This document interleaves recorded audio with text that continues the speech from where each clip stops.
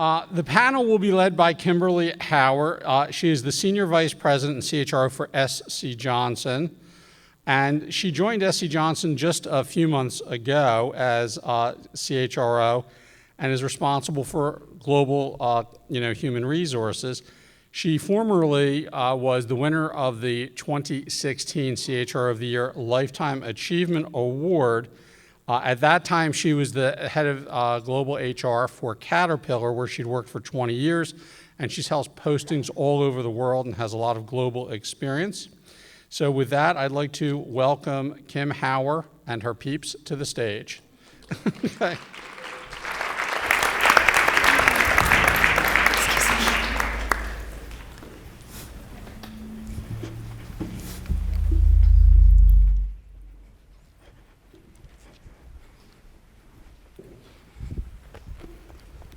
Brian in the middle. Yeah. Go for it. Well, good morning or almost afternoon. I was planning on going down to the end. Right where you belong, Brian. Good. Well, driving business strategy is the topic for this panel, and we're going to try to keep it pretty lighthearted. And please think of questions in the room. We'll open it up for some questions as well.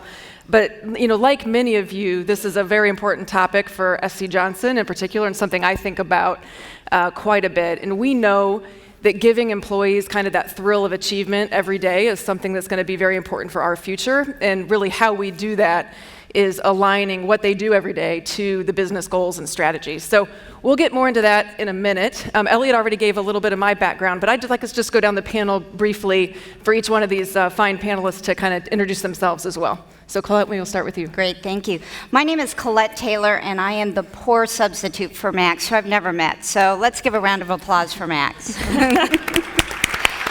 And I head human resources for Astellas Pharmaceuticals. In the North America region, we are based in Northbrook, Illinois. Great. I am Brian Little. I'm head of human resources for Zurich North America. We're based out of Schaumburg, but we work all over the world. And so happy to be here. I've been with the company for 7 years. Thank you. Hi, I'm Marcia Morales Jaffe. I started as an engineer, management consultant, found my way into HR. And I joined PayPal 2 years ago to help shape, put foundation in and help shape a unique and distinctive purpose-driven culture. I'm passing on the baton at the end of June and moving on to my next adventure. Thanks for having me here. Congrats. Hi, I'm Francine Katsudis. I lead HR at Cisco. I've been with Cisco for a little over 20 years. We are a global technology company with locations, I want to say, in over 150 different countries. Great. So thank you, Elliot, for the very diverse panel here. I think we've got a lot of great perspectives. So we're going to dive right in for the first question. And this one, because it is key to the main topic, I'd actually like all of you to respond to. And, because the theme is about driving business strategy, as a CHRO, what role personally do you play in your organization's strategic understanding and execution? And what best practices maybe have you found to really incent performance and delivery of results? So Francine, let's go with you. Sure. So I would say there's probably nothing more important than linking everything we do to business strategy. And that's not only a key part of my role, but the entire HR organization as well. Something that we've done recently is we've created a bit of a strategic framework that helps us link to the overall business.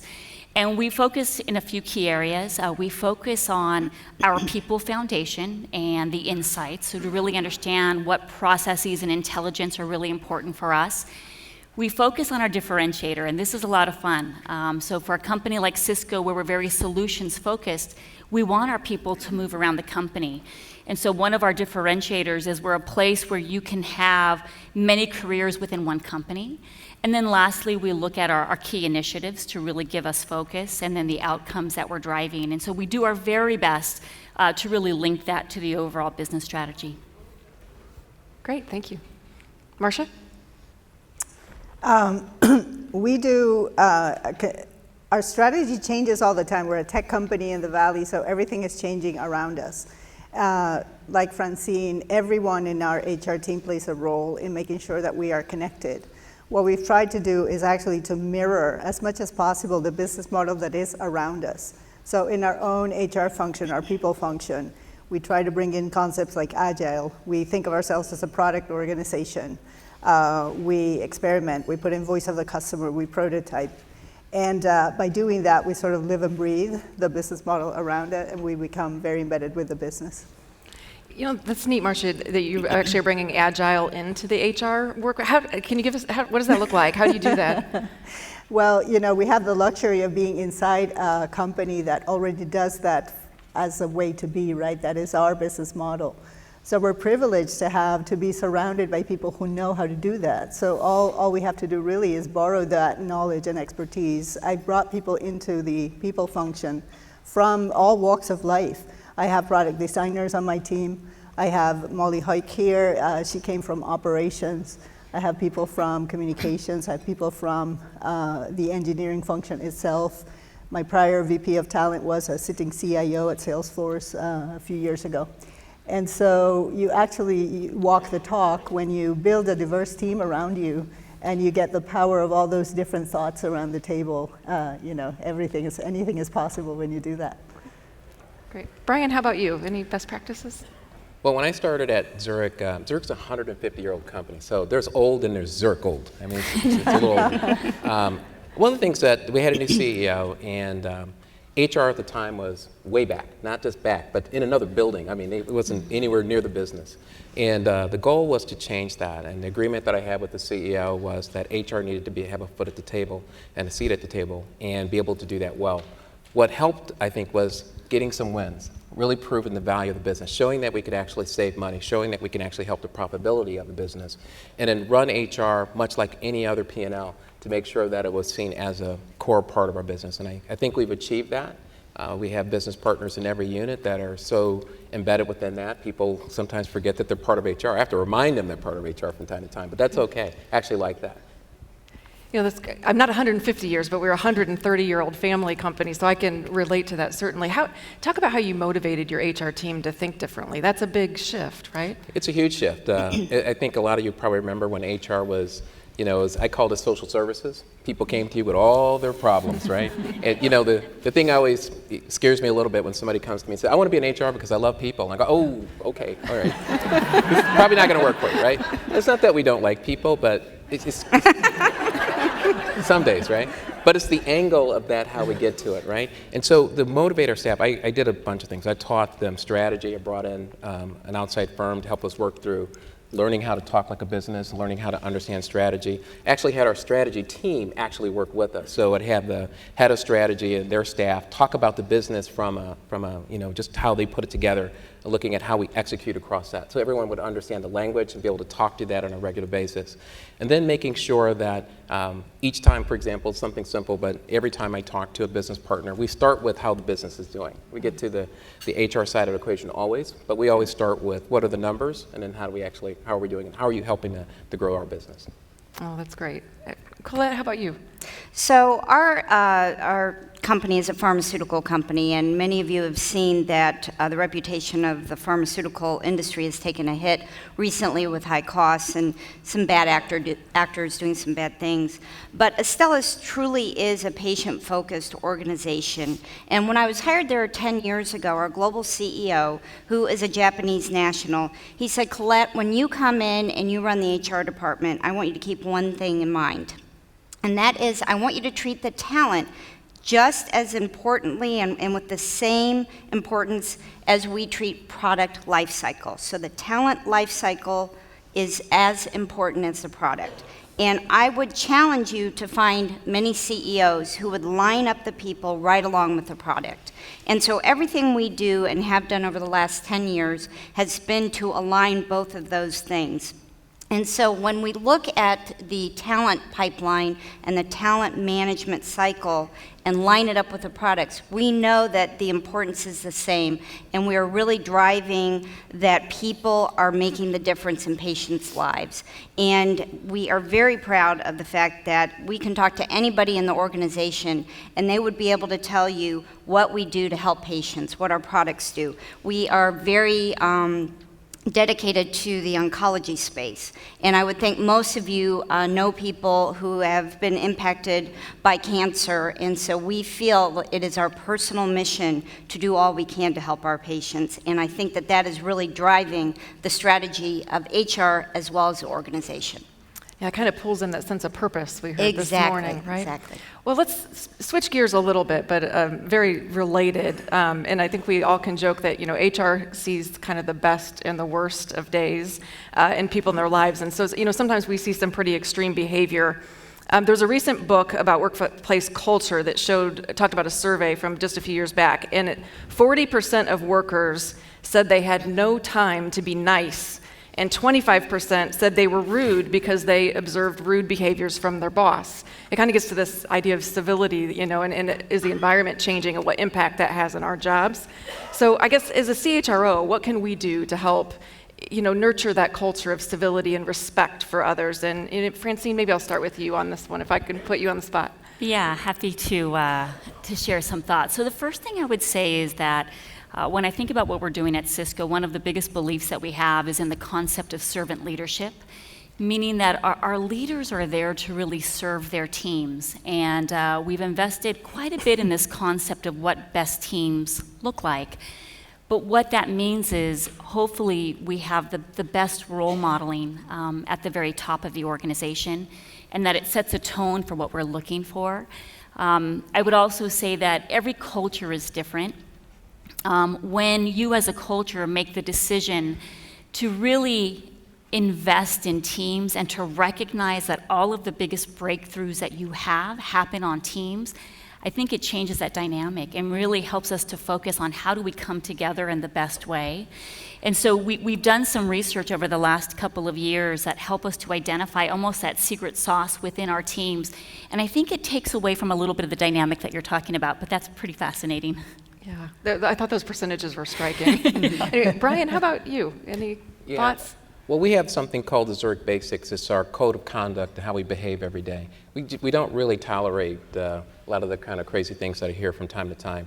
When I started at the company, the first question I asked the CEO was that, eventually I'm going to bring to you a case that, assuming I have all the facts lined up, one of our best performers, one of our rainmakers, who's done something outside the basics, are you going to terminate that person if I bring it to you? If you can't do that, then I don't really think I'm going to work here much longer. He said yes, and that case came through 6 months later or so, brought it in, person's no longer with us. And the point of that story is that we have to hold that high standard of behavior in our organization every single day. And if people, if that's not what they can do, they should go work for another company. We believe that the company is stronger than any one individual, and we make sure that people understand that message over and over. And we actually have in our compliance training, there's a small piece that you actually have to sign off on the basics. It gives you examples of what they are so no one's confused. And if you violate those, you can't work for us. Let's build on that a little bit. I was very fortunate in both my Caterpillar career, who had a very deep code of conduct that was created in 1974, and similarly at SC Johnson, we certainly have our kind of bedrock of integrity that's a foundation of our company. But one of the things I find interesting with all the turnover that I think many of us experience, I don't know about you all, but I have a large percent of the population that's been with the company less than 5 years. And I think those dynamics are continuing to create challenges. And how do you, at Caterpillar we would have called it yellow blood, how do you instill that integrity, that sense of our values in new employees early? I'd welcome from any of you maybe some best practices or ways that you bring that to life early in the career of an individual. Marcia, you're nodding. Sure. Maybe you could jump in. Yeah. So declaring your values and living by them is hugely important. At PayPal, we had this amazing transformational opportunity 2 years ago where we split from eBay and had, it was the right time to declare who we are as a company. And in addition to this very inspirational mission and vision of reimagining money and democratizing it, et cetera, we declared 4 values. And it was a very intentional exercise where we weeded down from 13 that eBay had to 4. And they are collaboration, innovation, inclusion, and wellness. Wellness has been a huge differentiator for us because it's not just about physical wellness. It is really an emotional balance. And it has to do with respect and integrity and treating each other well in the workplace so that you can bring your best. And we did that early on. We ignited the fires. We had culture champions, a whole movement where we gave every team in every location the right framework, toolkits, and opportunity to think about what this means for us as a team. So I had extraordinary things. Like I had I had one meeting I recall with a team of tax accountants and lawyers. So the tax team opened their meeting by saying, this is how we're thinking about innovation, and this is how our principals are living. And to think that tax would talk so fervently about innovation was really refreshing, right? But I say that because everybody got on fire by talking about, okay, do we mean when we say collaboration and wellness and inclusion? How does that live today, and what does it mean for us? And with that opportunity to touch 16,000 people and engage them in that conversation, they made it their own, and it stuck. And so it's ingrained now. Anywhere you go, in any of our locations around the world, you will, if you don't know our values, they will be obvious to you, because they're, not just on the walls, but they're talked about. That's great. Other examples or thoughts? Well, we have the Estellas Way, so our 4 key values that we instill in people, but we also interview to make sure that they can live up to those values. And when orientation comes around, we fly everyone in person, and we really drill down into those values. Our organization, our industry is very heavily regulated with the FDA and whatnot, but we want people to have high integrity and strong values, not just because it's regulated, but because it's the right thing to do. And that's really what we remind people on a day-to-day basis. And something that is unique, I think, to our organization is you've talked about, Brian, you talked a little bit about how you don't tolerate the bad actors and whatnot. We don't either, but we are grappling with something a little bit different in that we are a Japanese organization, and it is carried down to the Americans, and everyone is extremely polite. And so arguing with someone or pushing back is very foreign to our organization. And so to drive innovation and to drive higher performance, we're trying to teach people how to respectfully push back and create that dialogue, and that you don't have to agree with everyone in order to treat them respectfully. So that's been a very interesting conundrum for us, and one that we're still evolving. So maybe next year I'll tell you that we've done a great job on it. So that 40% statistic of not being nice probably doesn't apply. We do not in your have case. One of the things that I found interesting in the presentation from PwC this morning was the importance of storytelling in this. Yes. Are any of you employing storytelling and how you talk about the values, Brian? I'd be interested. we brought in a company to teach us actually how to tell stories, to teach our entire leadership team and our managers how to do that. Because when we were talking, we sounded like insurance people, right? And so people weren't listening as maybe with the intent that we wanted. So we wanted to simplify the message, to really be able to talk about our culture, talk about what we value, but teach people how to actually do that well. And when we started, we criticized each other, said that was a terrible story, get a better one than that. And then at some point, everyone had a story. Just a quick one to show you how simple this is. There's a gentleman, he's our chief actuary, and he talked about market share. And to gain market share as a boy in Minnesota, because Minnesota, I know a couple of you from there, is super cold. And getting out in the early morning to deliver a paper before the Minnesotans could have their tea or coffee, would gain market share. So he got up earlier and earlier, and he would get block after block after block after block. And if you knew Bob, you knew he actually did that. And he became a very successful paper boy. And he talked about that simple story of just how to do that. Before the training, Bob would go and start talking about all the actuarial stuff, and no one knew what he was talking about half the time. And but doing that and being able to channel those intellectual stories into things that are fun and rememberable, it really has paid dividends for us. That's great. That really brings it to life, doesn't it? So I have a long list of questions here. I'm going to ask one more, just while you all think, and then I'd love to just open it up to the audience for a next question. So, but while you're all thinking of questions you may want to ask, let's switch gears a little bit into healthcare. And I guess keeping on this theme of uncertainty, I know at SC Johnson, it's a very competitive package, but it is something that I worry about with a changing political landscape. How do we manage employee anxieties in some ways on healthcare, but maybe in other issues. I think we just live in very uncertain times. So very interested in hearing from the panel on things you're doing to help with that uncertainty. So maybe Colette, can I start with you? Well, I think we're maybe a little bit different in that we have made a conscious decision not to change anything with the healthcare, and we have a very, very competitive package. And being in the healthcare environment, we feel that our employees should not worry about any of that. So any of the costs we have been absorbing over the last 10 years, and I anticipate us continuing that. We also, since we're a branded pharmaceutical company, we're not driving people to go generic on the RX or anything like that. But that all said, we are in the mode of really teaching our employees to be better educated consumers of healthcare, and really being transparent with them about what things are costing the organization, the things where we are having high utilization, where it doesn't maybe make so much sense, and we're asking them to be our partners in controlling costs, because while we may be absorbing them, the money that we spend on those things takes money away from something else. And so we really want them to look at things holistically as well for us. Good opportunity. Marcia, maybe you on the West Coast, different company with PayPal. Sure. How do you deal with anxieties from that respect? Yeah, it's not just the anxiety about benefits. Look at all the immigration rulings. That creates a lot of anxiety in our employees, and we do live in interesting times. So the most important thing we think is A, reassure our employees that we value them, and B, that we will do our utmost possible within the law, of course, to preserve and protect those benefits that they value.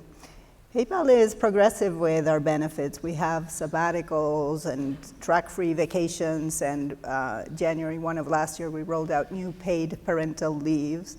What many people don't know is that even though we are a tech company based in Silicon Valley, 2/3 of our employees in North America are not based in California. So we employ thousands of hourly employees in our service centers in places like Hunt Valley and Chandler and Omaha, who also get the benefits that we offer everybody else. And so they know we care, and they know we have their backs. Great. Just pause for a minute. Any questions in the room? I'll keep going if not, but I want to make sure this is of value to you. So please do just raise your hand if you have a question. Okay, seeing none, I'll move in maybe to the technology space. Technology is sort of that critical component oftentimes in HR, but sometimes I think the products don't necessarily meet the needs that we have or the changing needs that we have. So I'd be very interested in, as you think about technology solutions, or as vendors or others come present you, what's the question you wish you'd be asked, or what is something technology-wise that could be helpful and meaningful for you? Francine, maybe I could ask you to start? Yeah, I'm happy to. I think the first thing, and we all know how this is, we want products that are easily integratable. And as we think about our employees, it's a lot for them to piece together. And so I think integration is something that's incredibly important to us.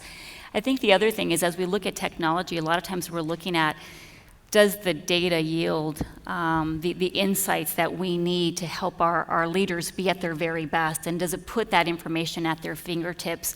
And then the last thing that I would say is, I think for all of us, we're trying to move forward to this future of work. And so as we look at technology, the question is this a stepping stone, and how do we get there? At Cisco, something that we're incredibly focused on, and I have to say we're figuring it out. Jill Larson on my team leads this at Cisco.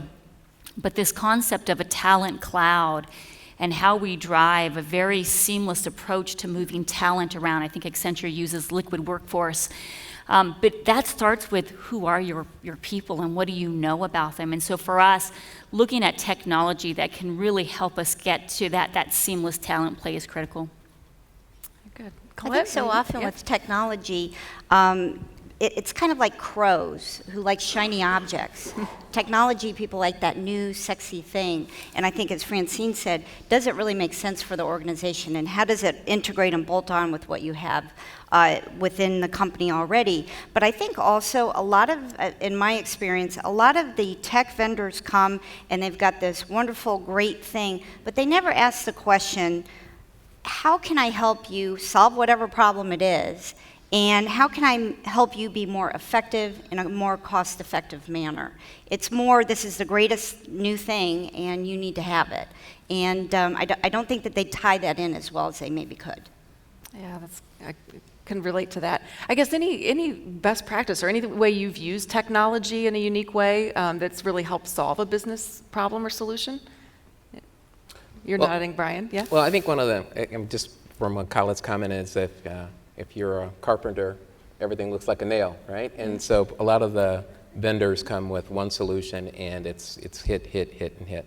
What we've found that works for us is having great partners, because partnerships are really important for us. In today's world, you can't have all this stuff in-house. So finding the right partners to work with, and we found some that really have done a great job. Like, for example, with recognition, I believe the Achievers Group is here. They've done a great job of partnering with us to create a solution that was just basically seamless, easy to use, mobile, great employee experience. And that's what I really look for, is how do you create that employee experience that's satisfying, and people get something out of it, and then the ROI is there as well. So that's what I really look for. Good. Well, technology might be a neat segue to the millennial discussion we had this morning, so maybe I'll take us there. I know I heard a lot of chatter, so I thought we could have a good conversation about this. When we talk about millennial workers focusing on purpose and social impact messaging, what have you found to be the most successful programs in really engaging the millennial workforce? And whoever wants to jump in on this one. I'm happy to, but Kim, this is a little That's bit why of I'm asking. This is a little bit of a hot button for me. And what I would say is that when I look at the workforce and when I talk to many of our peers, I know that all of us are focused on purpose. And when I think about Cisco's employees, what I recognized was, I think as HR leaders, we have to be really careful not to over pivot on a demographic. And if you think about millennials, they're not all the same. They're very different. And you see that in all of our demographics. And so what we're trying to do is really identify many paths for our employees, understand some of the biggest priorities. And I think that also comes from understanding our employee stories and listening to them. At Cisco, our people deal, which is the aspiration of who we want to be, it was developed by our employees and not by our HR team. And within that, the stories that are told are very different. And so while we recognize the need of all of the groups, our goal is to not create those buckets and really understand the journeys of all if we can. Great, thank you. Thank you. We don't have very many millennials. Probably less than 3% of our workforce is the millennial group. But as we've heard time and again today and yesterday from Peter and others, and Francine, of course, just now, the millennials are not that different than a lot of other groups, and they love the purpose, the sense of purpose, and that the company is actually making a difference in the world.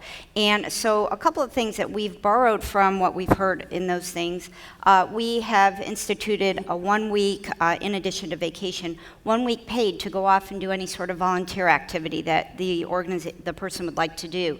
And then we also shut down the entire company globally, 17,000 employees for 1 day, and we give back to the community. Again, this is all in addition to everyone's personal time off bank or whatever, but we walk the talk in trying to not only help our patients, but to help the communities where we are. And we really feel that is just our moral obligation to help people that way. And I think that is just not a millennial thing. That is pretty much all of us in this room probably have that same feeling. I agree with Colette 100% in that millennials are not the only ones driven, by a purpose, and you do your best work when that has meaning. PayPal does have 55% of our workforce is millennials, but we are all driven by this purpose, which is embedded in our mission and vision of really using technology to transform the lives of millions of people. And when you unite teams around that, you see great things happen. We've taken, groups that work together, co-located, 3 in a box, 5 in a box, now 12 in a box. And people from different disciplines problem solve as if they were a single unit. And that's a way how you can scale and you can solve, with agility. And so when you bring those different people around the table, you have diversity of background, you want diversity of thought, you want diversity of all kinds. And what unites those very different people is a shared mission and that common sense of purpose. There is research that shows that when you have inspired employees, they are 2.25 times more productive than satisfied employees. This is in the Harvard Business Review. And so we took that research with great interest because inspired employees say yes to two questions. One is, I am inspired by the mission and vision of my company. And two is, I am inspired by the leadership of my company. So if you truly have that inspiration, imagine that delta, double the productivity. Everything else is an equalizer, especially in Silicon Valley. For the talent we have out there, they can work anywhere. Money, they'll get paid the money anywhere. Career, it's, it is really about purpose. When your best talent makes the choice that I want to join a company who's, the leader in communicating everyone in the world versus curing cancer or, using technology and finance to democratize the management and movement of money, which is us, you make that choice. And so when you do that and you have diverse teams around the table and you inspire them with that common sense of purpose, that's when magic happens. Yeah, it can be a real differentiator, right? I'm interested, how do you think about the idea of purpose with respect to your employee value proposition? I mean, that's a term, or I guess a phrase that was maybe buzzing a couple years ago. Mm-hmm. How do the two fit together, or how do you think about purpose versus your employee value proposition, or are they similar? Yeah, well, I think you have to be very clear about your purpose in the sense that you attract the right people. Mm-hmm. For us, getting people that are very customer focused and the type of work a lot of our people do that I'm really proud of. And our people get out there when really bad things happen. When people lose their homes, their businesses, storms are coming in, they're the first to get out there to help that business get back on their feet. And Superstorm Sandy in New York, I just remember seeing our head of claims, who's 6'6" tall, come up to a business that was literally ready to go underwater because they were running out of money really quick, and then handing them a check for $5 million. That is why people come to work in our business. Mm-hmm. Not because it's around the financials and all that, and those are important, but they come there because they want to repair people's lives, to help them get back up. That's what we connect people to. That's why we have a large corporate social responsibility team that works with all of our employees to make sure people get connected to that community that's out there. We engage a lot of our millennials through making sure that we have ERGs that they can participate in so that they'll have a voice. We do something called Cafe Z's as well, when we go out and just listen to what people tell us and then to take action on that. So that sense of purpose is never mutually exclusive. It is part of who you are at your core, and you should attract people that's what they want as well. Yeah, I agree. I like this concept of not just attracting, but how do you, in essence, rehire someone every day? I mean, they need to live that experience, and they do in those moments relive that experience. I mean, are there other ways that you rehire every day is from the HR function perspective? Well, I do think that employees make the choice to stay with your company every day.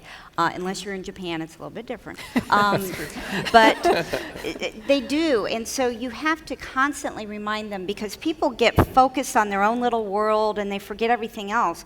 But I tell you, similar to Brian's company, once we put someone up, a patient who is able to say, Xtandi was able to extend my life from prostate cancer for 6 months, and I got to see my daughter graduate college.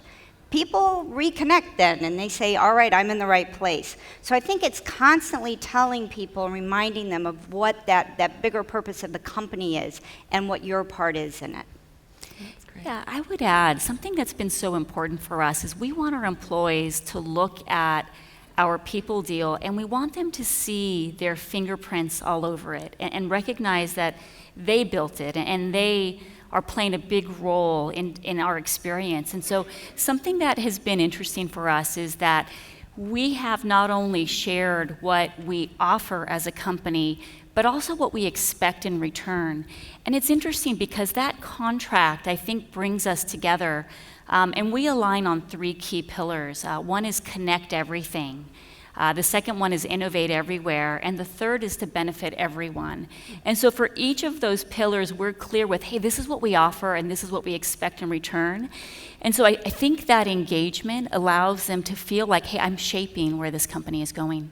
Oh, that's great. Really is a two-way street. But how does that play in to, most of us have a contingent workforce as well. So I think a lot of these comments, we're thinking of our full-time employees, but the reality of the workforces that we manage every day oftentimes do include a contingent component of that. I'd be interested in how you think of that relationship and how you manage through that. Well, having the Swiss DNA, we have a process for everything. Okay?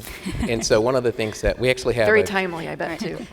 Like the Swiss train. I lived in Geneva, so yeah. There you go. We actually have an entire project team around this. We have a person who actually used to be an HR business partner named Maureen, who works on this to make sure that, number one, we have the right process in place. One of the things I remember when I first joined the company, this individual was talking to me for a while, and I kept saying, do you work here? And he said, no, I'm a contractor. And I said, but why are you like in the HR area without an escort or something, right? We just hadn't really thought about it as much. And so that scared me, so we changed that, right? We brought it up in our total risk profile, and we wanted to make sure that we had the right relationship because, the contingent workforce that we have, they do work for us, but they don't work for us. Do you understand?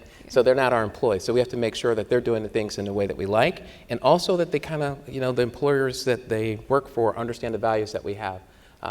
We want to make sure that we have enough process around it, but not overly burdensome. But we have a great MSP, and we also have a vendor management service as well. So that's really kind of helped shape that together. Yeah, at Astellas, we've put the vendor management service in Astellas. So they're there and they're helping us manage the contingent workforce and making sure that they're trained the way they need to be trained and that they live the Astellas way. It's always a balancing act between you want them to live up to your company's standards and act like part of the company, but not too much because you don't want to open up other issues. So it is a balancing act, and I would say that we end up hiring quite a few of our contingent workforce over time, but we always try to hire people on the contingent or engage people on the contingent workforce that we feel fit the profile as an employee as well. Good. Marcia, how about you? Yeah, it's important, we found, to manage the contingent workforce really carefully and understand who's hiring what. It can become a relief valve if you don't do it right. So if you make moves like headcount freezes or hiring pauses, you can see a corresponding sort of, it's like squeezing a balloon, then your contingent workforce grows a little bit to attenuate that. So it becomes a little too fluid, and then you start running into problems like you guys have described where, you have the co-employment risk, et cetera. So I think good practices are to have in place systems and processes that are comprehensive and that do allow you to manage company-wide carefully your full-time and your contingent workforce. And also make sure that our P&L managers they don't manage the headcount targets, but they manage to OPEX targets. And when they have that, and they will make the right decisions and the right trade-offs for who should be a full-time employee and who should truly be a contingent workforce, and they will tend to optimize for that. Great. Let's talk about recognition a little bit. Everyone on this stage, is here because you've been honored for something in workforce issues or programs. And, a key to that really is recognition, although most studies will show that most managers just simply aren't very good at recognition. So I'd love to hear, Brian, you mentioned a recognition program already, but I'd love to hear more from the panel around recognition and some best practices. Maybe start a little bit on it. It's this program, we actually call it internally Spotlight. And the Spotlight program is enabling peer-to-peer feedback as well, so you can actually give recognition points to somebody else, even though you're not a manager. We have 4 managers as well. It tracks it, so we know when some people don't hardly ever give recognition, because we all have some of those managers who unless you levitate across water and come back, you don't get anything from me. And so we have to make sure that we understand who those managers are and work with them and provide them some encouragement to make sure that they actually recognize their employees in there. So those kinds of programs help, but it really starts at the top. And recognition needs to come from the CEO down through the CEO's leadership team to others, and making sure we call it out. And just to highlight one that's a fun thing real quick. So 555, so think about those three numbers. So one of the nice little recognitions we have, you get 5 days off if you win, you get $5,000 as a travel voucher, and then $5,000 of being able to use that money in cash as well. So 555. So that's a pretty good recognition. Yeah. Now, everybody can't get that. But it creates that spirit and creates the focus to make sure that we understand that recognizing employees is what makes retention go and how do you get engagement, and being organized around it helps. Others? Francine? Yeah, so I would say that at Cisco, something that was really important for us was we needed to ensure that we could have bottoms-up innovation. And so that anyone in any area of the business could be that person that really develops the next big product. And so to do that, we needed our recognition to also come from all levels of the organization. And historically, it was a little bit more top-down. So it's been several years now that we've changed that so that it's probably more bottoms up than top down. Again, with the caveat that you're role modeling as a leader what you want to see within the organization as well. So that has been incredibly important to us from an overall recognition perspective. And then what we're doing more and more is really showcasing some of the biggest breakthroughs in the company.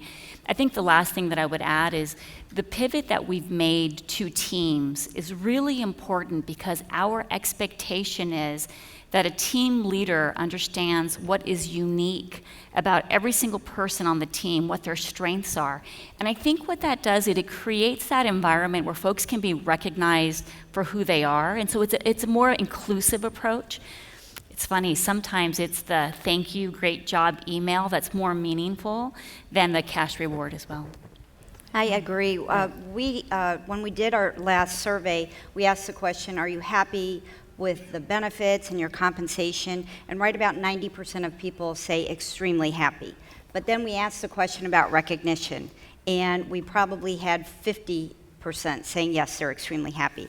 And it really came down to what you just mentioned. It wasn't the money. They knew that they were getting paid very fairly, and the rewards were coming, long-term and short-term, but they weren't getting that attaboy and that great job and having the recognition be in front of their peers and in front of the company. So we've put in different programs at all different levels to make sure we're recognizing people out in front of people, like in a situation like this. The other thing that we found is that we have quite a few salespeople. And salespeople, they're always chasing that stuff, and that's very important to them. But what we were doing was we were neglecting the G&A people, the scientists, the development people. All of those people were not getting the same opportunities for recognition that the sales group was. So we rectified that, put in different programs, and we're really seeing that start to catch on. And so I'll be very interested to see what the next survey says on that. And if it doesn't go up, I don't know what we're going to do. I love the honesty. Yeah. There you go. How about a question in the room? We've talked about a lot of topics. Yes, back here, maybe. Hi, this is Mimi from Piper Jaffray, based in Minneapolis. We talked about the power of storytelling, and I'm wondering for anyone in your CHRO role, any setbacks and challenges you had in either driving strategy or initiatives and what you've learned from it. I just love hearing about storytelling. So I think the question was around storytelling and the role of a CHRO and strategy. Anyone want to go a little bit deeper on that? So I would say that we absolutely leverage storytelling to reinforce our culture, and sometimes I think that is the most powerful way. And when I say we, I don't mean HR, by the way. I mean our employees and our managers. From a CHRO perspective, I do think we play a very critical role sometimes in telling the stories around what's not working. There was a company meeting, and it was so hard and awkward, but I read some of the feedback that I found online about what wasn't working at Cisco. And as I was reading that, you could feel the energy in the room, and in some cases, really happy to see that we were recognizing what was out there and then the discomfort with that as well. And so I think from a CHRO perspective, there's a role for us in being that honest person, acknowledging what's working and then where we have to improve. Yeah, I think that power of humility in some of these cases, particularly as you're facing business challenges, I've found to be very helpful. Just the transparency of, I don't know if it'll work, or, we know people don't like that. So good. Other questions? Well, let's talk a little bit more about strategy, and we've talked a little bit about the importance of being iterative, with strategy. I think early in my career, I remember setting, 10-year strategic objectives, and I kind of chuckle at that today. How do you set expectations within your HR team about being able to be flexible, and I think we use the word agile quite a bit already today, but to be accepting of those sorts of changes? Well, change is a constant, right? And you have to embrace it, and you just have to believe that, and be wired that way to be, accepting of it and actually energized by it. So, our team, we talk a lot about, what are we going to do next? And I spoke before about the diversity that we have within the team. So it's really embracing this as a positive and having that mindset and that attitude. There's a trend that things are going continuous and not so much driven by a process. Our kids don't want to watch, their favorite program Thursdays at 4 p.m. anymore. They want to watch it on demand. And that same thing is happening in our workplaces where, performance reviews are more continuous. We were talking before about recognition. The most successful program we've had in our team is when we rolled out earlier this year, spontaneous recognition. We took an old tool, we repurposed it and rebranded it, and all we said was, click on this link, which is on our intranet, and you'll be able to send a thank you note, branded with one of our 4 values, collaboration, inclusion, innovation, and say something about what you did, and you can send it to a team or an individual. This thing went viral. We had 4,000 thank yous in 2 weeks, and managers were starting to ask, who on my team is getting thanked? We called it Bravo. So who got a Bravo today? And just that, embracing the new, and we didn't know what it would bring or whether, the negative things would come out. And, you just allow that freedom for expression and that freedom to create. And I think people feel empowered by that. Great. Okay, so those 45 minutes went really fast, but I guess just a couple nuggets from me as I listened to the panelists and thinking about how HR impacts strategy. Marcia, you talked about the clarity and values and the importance of that, which I think is really important. Francine on servant leadership and how we really teach that. Brian, have HR think like a business. That really speaks to me in terms of make sure our HR people understand the business needs. And Colette, I just love the talent is just important as a product. I think it's quick for us to get focused on products and what we do, and you can't underemphasize the importance of people. So I just want to take a minute to thank my panelists, and I enjoyed the time and appreciate your perspective. Thank you. Thanks,